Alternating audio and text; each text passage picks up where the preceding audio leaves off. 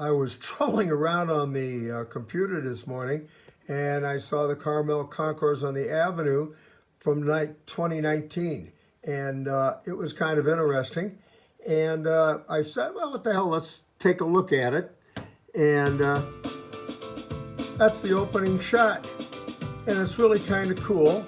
And what's happening is that we're going to all be there this year, even though there's not much happening supposedly car-wise, but I bet you there's going to be a ton of cars there. We're going to take La Bistione there again. And I talked to a friend of mine that lives in Carmel. There's 24 restaurants now that have opened and are dining outside with liquor. The place is absolutely going crazy and people are loving it.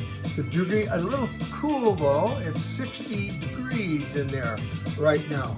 So anyway, we're going to be there the 12th, 13th, 14th, and 15th. And you'll see us on the Ocean Avenue and just putting around. Anyway, so come out and say hello.